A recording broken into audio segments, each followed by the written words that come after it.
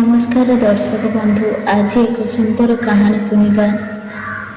मनुष्य केउं तीनोटी कारण जोगु गरीब होता है एवं गोमाता मनुष्य को केउं तीनोटी अभिशाप देइथिला, जहार फल आज भी मनुष्य जाति भोगिबाकु पड़ुछि। तेबे चलतु कहानीटी को आरंभ करिबा। गोटे गाँव में जड़े कृषकर परिवार रहुथिले। ସେହି कृषकर परिवार अवस्था अत्यंत खराब थिला। चाषी जनक दिन राति खेतरे काम करुथिले एवं तांको पत्नी मध्य तांको कामरे साहाय्य करुथिले। दर्शक बंधु, कृषकर पत्नी गर्भवती थिले मध्य तांको कामरे साहाय्य करुथिले। किछि दिन पर से एक संतान को जन्म देइथिले। संतानटी को जन्म देवार किछि समय पर पत्नीकर मृत्यु होइगला। वर्तमान चाषी उपरे दुखर पहाड़ पड़ीगला। चाष जमी रे एका काम करिबार थिला। एहा उपरे पिलार लालन पालन भी जरूरी थिला। एही कारणरू से अनेक समस्यार सम्मुखीन हेबाकु लागिला। पिलाटी भोकिला शोषिला रहुथिला, किंतु चाषीर घरे पिला को क्षीर देबा पाई कौनसी गृहपालित पशु नथिला। जदि पिलाटी कांदुथिला, चाषी जनक भात रांधि सेथिरु पेज बाहर करी ताकू पियाई देउथिला, किंतु सेथिरे छुआर भोक मेंटु नथिला।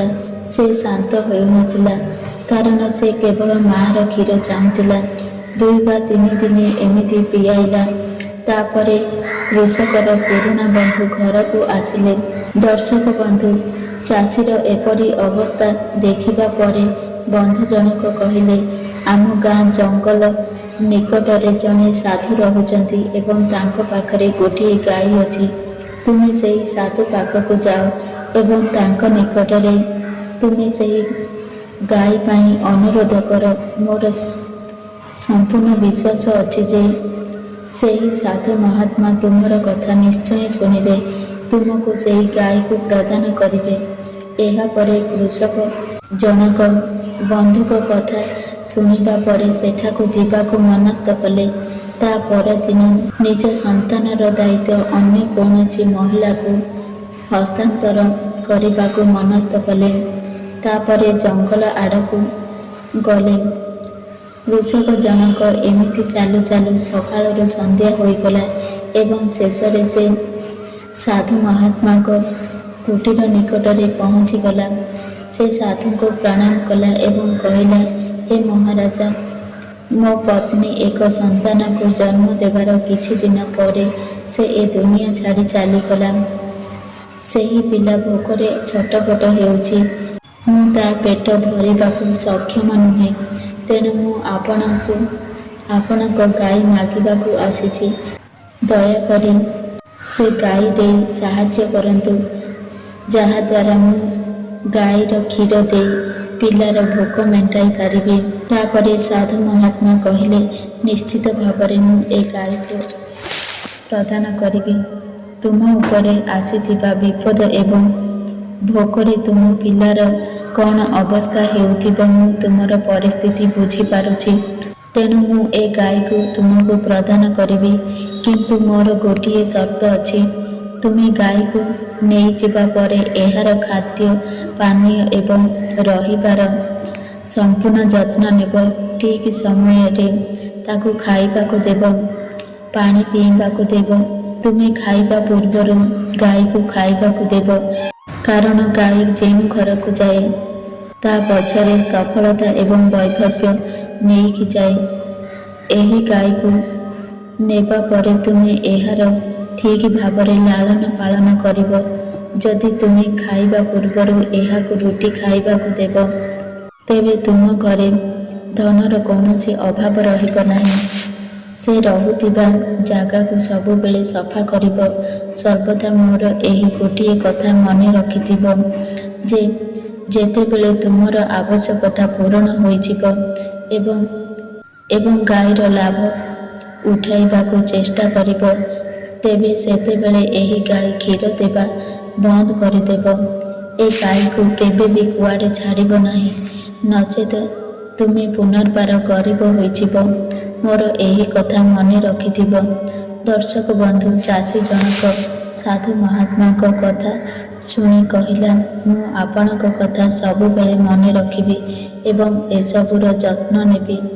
ଆପଣ କହିବା ଅନୁସାରେ ଏ ଗାଈକୁ ରଖିବି। ଆପଣ ମୋତେ କୁହନ୍ତୁ, ଏ ଗାଈ ବଦଳରେ ମୋ ଠାରୁ କ'ଣ ନେବେ?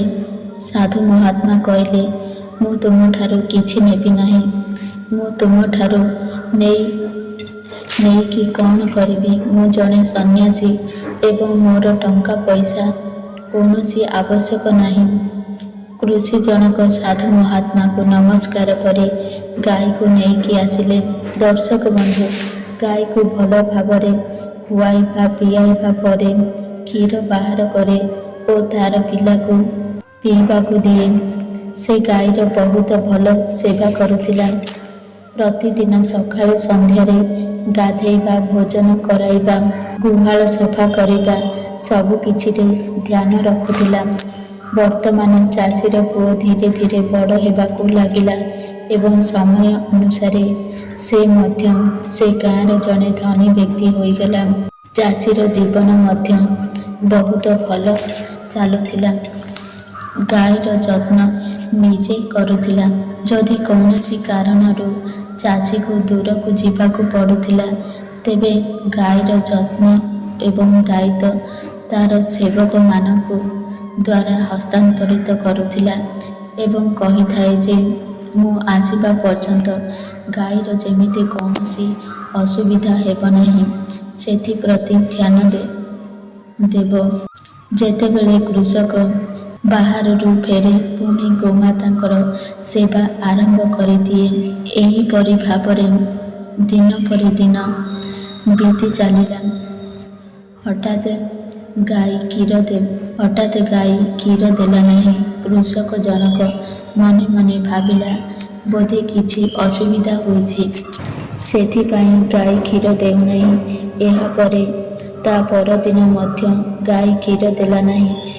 ଏହା ଫଳରେ କୃଷକ ଜଣକ ରାଗିଗଲା ଏବଂ ଗାଈକୁ ଖାଇବାକୁ ଦେଲା ନାହିଁ। ତା'ର ଠିକ୍ ଭାବରେ ଯତ୍ନ ମଧ୍ୟ ନେଲା ନାହିଁ। ସକାଳୁ ଗାଈକୁ ରୁଟି ନ ଦେଇ ନିଜେ ଖାଇଦେଲା। ଏମିତି ଗାଈଟି ଧୀରେ ଧୀରେ ଦୁର୍ବଳ ହେବାକୁ ଲାଗିଲା ଏବଂ କୃଷକ ମନେ ମନେ ବିଚାର କଲା, ଗାଈକୁ ନେଇ ଜଙ୍ଗଲରେ ଛାଡ଼ିଦେଲା। ଗାଈଟିକୁ ଛାଡ଼ି ଆସି ଦେଖେ ତ ତା ପୁଅର ଦେହ ବହୁତ ଖରାପ ହୋଇଛି। ଏହାପରେ କୃଷକ ଜଣକ ନିଜ ପୁଅକୁ ନେଇ ବୈଦ୍ୟ ପାଖକୁ ଗଲା। ପୁତ୍ରର ଦେହ ଅତ୍ୟନ୍ତ ଖରାପ ହୋଇଗଲା। କୃଷକ ପୁତ୍ରର ଦେହ ଭଲ କରିବା ପାଇଁ ତା'ର ଧନ ସମ୍ପତ୍ତି ହରାଇଦେଲା। ପୂର୍ବ ପରି ଗରିବ ହୋଇଗଲା, ତଥାପି ତା'ର ପୁଅର ଦେହ ଭଲ ହେଲା ନାହିଁ। ଦର୍ଶକ ବନ୍ଧୁ, ସେ ଘରକୁ ଆସିବା ପରେ ଜଙ୍ଗଲକୁ ଗଲା। ଜଙ୍ଗଲରେ ଗାଈକୁ ଖୋଜିବାକୁ ଲାଗିଲା। ଖୋଜି ଖୋଜି ଗାଈକୁ ପାଇଗଲା। ଦର୍ଶକ ବନ୍ଧୁ, ଗାଈକୁ ପାଇବା ପରେ ଗୋମାତା କୃଷକକୁ 3ଟି କଥା କହିଲା। ପ୍ରଥମ କଥା ହେଉଛି, କେବେ ବି ମିତ୍ରକୁ ଧୋକା ଦେବ ନାହିଁ। ଦ୍ୱିତୀୟ କଥା ହେଉଛି, ନିଜ ଧନ ସମ୍ପତ୍ତି, ସୌଭାଗ୍ୟ, ଭଲ ସମୟ ଉପରେ କେବେ ବି ଗର୍ବ କରିବ ନାହିଁ।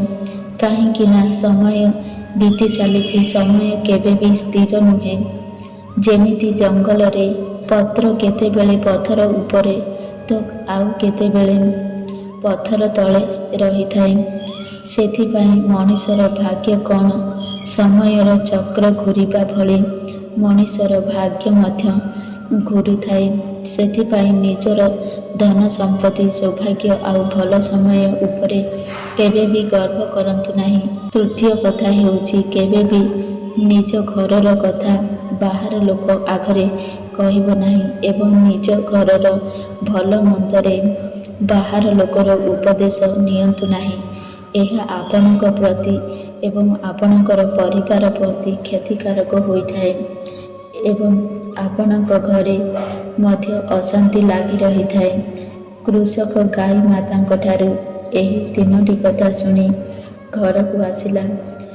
ଏହି 3ଟି କଥା ମାନି ଜୀବନରେ ଖୁସିରେ ରହିବାକୁ ଲାଗିଲା। ଦର୍ଶକ ବନ୍ଧୁ, ଯଦି ମୋ ଭିଡ଼ିଓ ଆପଣଙ୍କୁ ପସନ୍ଦ ଆସେ, ତାହେଲେ ଭିଡ଼ିଓକୁ ଗୋଟିଏ ଲାଇକ୍ କରନ୍ତୁ ଏବଂ ଆମ ଚ୍ୟାନେଲକୁ ସବସ୍କ୍ରାଇବ୍ କରନ୍ତୁ ଏବଂ ସାଙ୍ଗମାନଙ୍କୁ ଅଧିକରୁ ଅଧିକ ସେୟାର କରନ୍ତୁ। ଏହିଭଳି ମୋଟିଭେସନ୍ ଭିଡ଼ିଓ ଦେଖିବା ପାଇଁ ଜୟ ଜଗନ୍ନାଥ।